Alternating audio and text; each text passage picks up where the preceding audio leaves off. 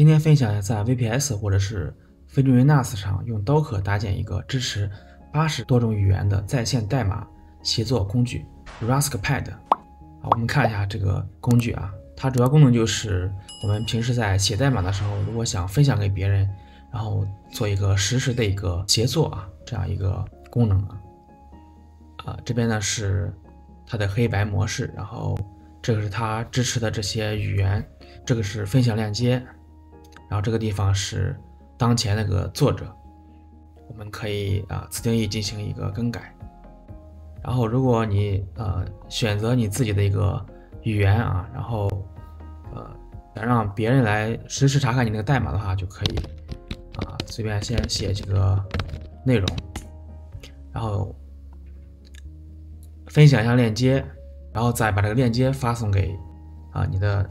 朋友然后他打开以后这边就会实时显示当前的一个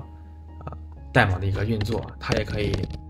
实时的一个书写然后你这边也可以写这个代码，而且它这个是完全同步的一个代码这边，然后这边你可以给自己备注一个名字，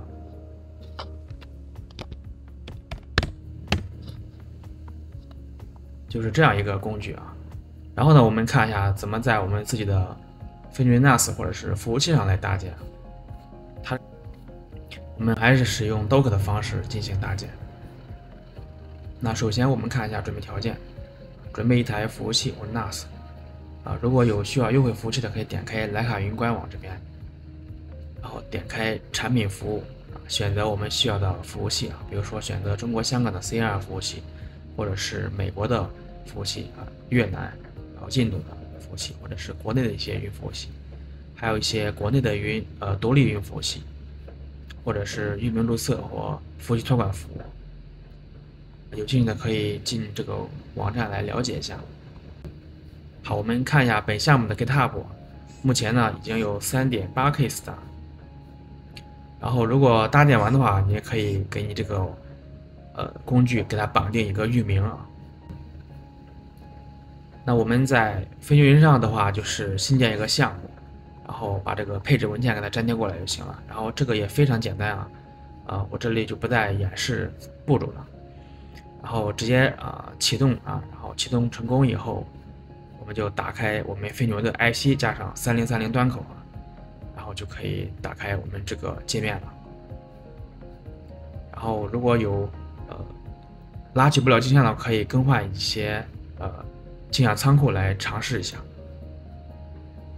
然后第二呢，就是在服务器上，的话还是有 Docker 环境然后我们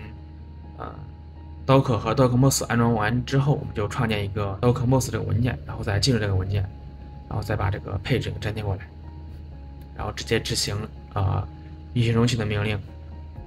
然后就可以运行成功了。成功以后还是打开 IP 加这个端口然后你防火墙要放开这个3030这个端口，这样就成功了